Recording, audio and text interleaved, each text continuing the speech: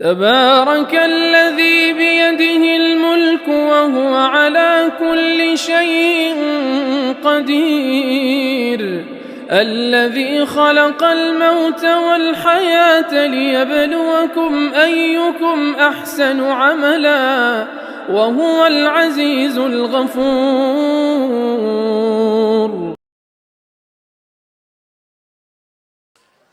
السلام علیکم ورحمۃ اللہ وبرکاتہ.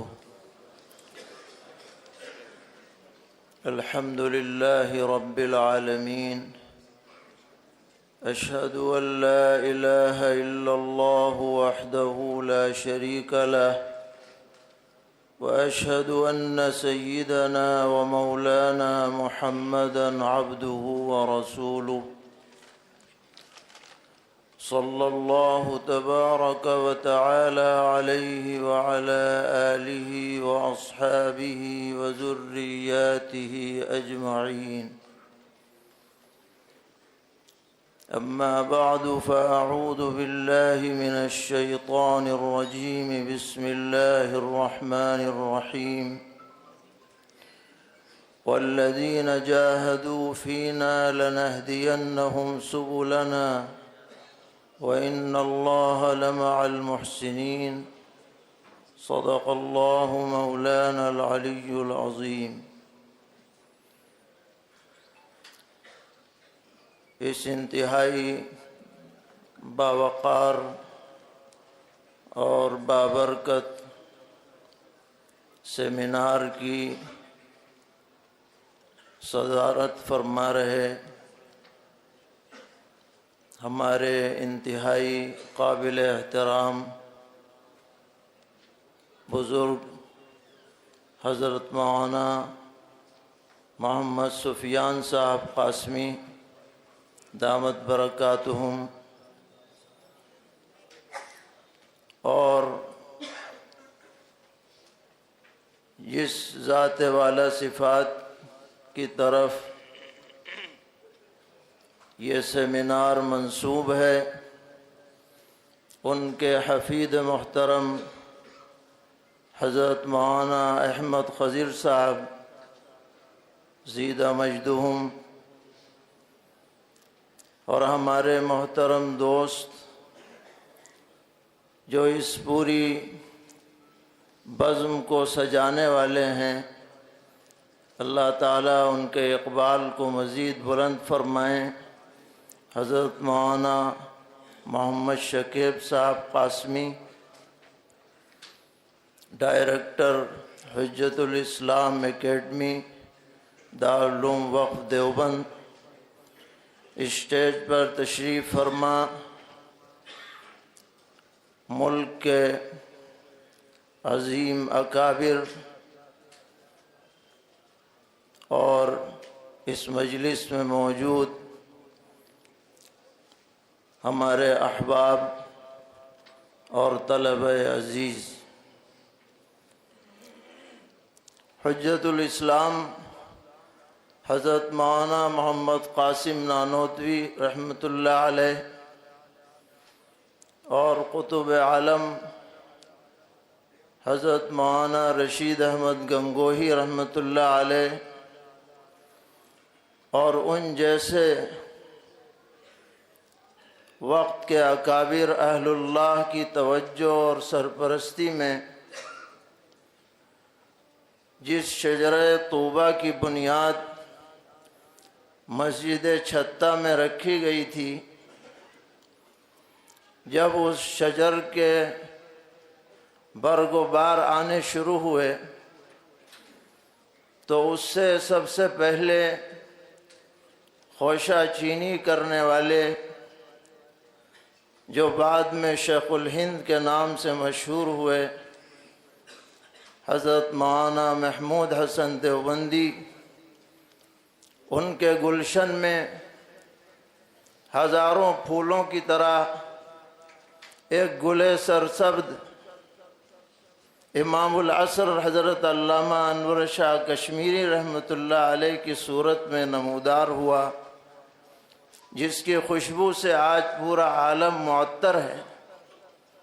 اور جس کی علمی ضیاءپاشیوں سے ہماری درسگاہیں منور ہیں۔ آج کوئی بھی حدیث کا طالب علم یا متعلم یا معلم یا مدرس یا تحقیقی کام کرنے والا اور خاص طور پر شرح حدیث کی سعادت سے بہرور ہونے والا قریبی اکابر میں حضرت علامہ انور شاہ کشمیری رحمۃ اللہ علیہ کے فیوض سے اور افادات سے مستغنی نہیں ہو سکتا ہے۔ اللہ تعالیٰ نے آپ کو بے مثال قوت حافظہ عطا فرمایا، ذکاوت و فراست عطا فرمائی اور علمی تبحر عطا فرمایا، جس کی مثال ملنی مشکل ہے۔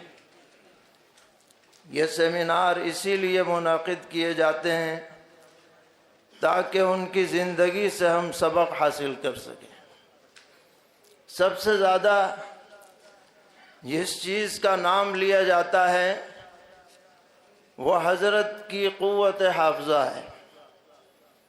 صفحے کے صفحے یاد، کتابوں کی کتابیں یاد، جو ایک مرتبہ ذہن میں بات آ گئی کبھی وہ ذہن سے محو نہیں ہوئی، کیا اردو، کیا عربی، کیا فارسی، سب پر یکساں دسترس۔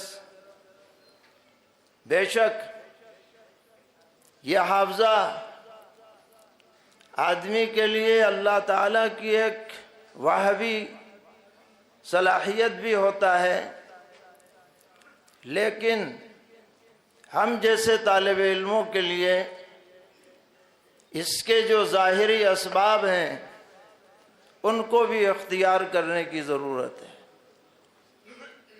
حضرت امام بخاری رحمۃ اللہ علیہ سے پوچھا گیا کہ آپ کو یہ عظیم حافظے کی سعادت کیسے حاصل ہوئی؟ لاکھوں حدیثیں آپ کو ازبر ہیں، سندیں ازبر ہیں، متون ازبر ہیں۔ تو آپ نے فرمایا کہ دو چیزیں، ذوق و شوق اور مسلسل مطالعہ، یہ دونوں باتیں ہمیں حضرت علامہ انور شاہ کشمیر رحمۃ اللہ علیہ میں نظر آتی ہیں۔ یہ ایسی چیز ہے جو ہمیں بھی اپنانی چاہیے، ہمارے اندر علم کا ذوق و شوق ہو اور کتابوں کے مطالعے کا اہتمام ہو۔ آج اس کی کمی ہے، ہم لوگ زیادہ تر ڈیجیٹل ہو گئے ہیں اور جو کتابیں ہیں ان سے ہم دور ہوتے جا رہے ہیں۔ اپنی ضرورت اپنے موبائل سے یا اور دیگر ذرائع سے حاصل کرتے ہیں۔ ہمیں حضرت کی زندگی سے یہ سبق ملتا ہے کہ اگر علم سے جڑے رہنا ہے تو کتابوں سے جڑے رہنے کی ضرورت ہے۔ اسی طرح حضرت کی زندگی کا ایک روشن پہلو دفاع اسلام ہے۔ آپ نے آخری زندگی میں قادیانیت کی تردید میں جو عظیم کارنامے انجام دیے ہیں اور اس کو زندگی کا مقصد بنانے کی ترغیب دی ہے، یہ بھی ہمارے لیے ایک روشن مثال اور نمونہ ہے۔ آپ ان مقالات میں حضرت کی زندگی کے مختلف گوشے انشاءاللہ پڑھیں گے۔ ہم نے بھی حضرت علامہ انور شاہ کشمیری اور جمعیت علماء ہند اس موضوع پر ایک تحریر لکھی ہے، 20-25 صفحات پر مشتمل ہے۔ اس میں جمعیت کے ریکارڈ سے یہ حوالے درج ہیں کہ ابتدا سے لے کر وفات تک آپ جمعیت کے کاموں میں مسلسل سرگرم رہے، جمعیت کی عاملہ کے ممبر رہے، جو کمیٹیاں بنائی جاتی تھیں سب کمیٹیاں اس کے آپ ممبر رہے، اس کے اجلاسوں میں شرکت فرماتے رہے، اور اجلاس پشاور کا آپ نے عظیم خطبہ صدارت لکھا، اس کے اقتباسات ہم نے درج کیے ہیں۔ آپ نے ماشاءاللہ اسے چھاپ اس وقت طبع بھی کرا دیا، آپ حضرات تک پہنچے گا۔ اس مقالے کو بھی آپ ملاحظہ فرمائیں گے، وقت چونکہ مختصر ہے اس لیے منتظمین کو مبارکباد دیتے ہوئے ہم اپنی بات ختم کرتے ہیں اور دعا کرتے ہیں کہ اللہ تعالی ہم سب کو حضرت کے نقش قدم پر چلائیں اور آپ سے استفادے کی توفیق عطا فرمائیں اور آخرت میں آپ ہی جیسے حضرات کے ساتھ حشر فرمائیں۔ وصلی اللہ تعالی علی خیر خلقہ محمد وعلی آلہ واصحابہ وذریاتہ اجمعین۔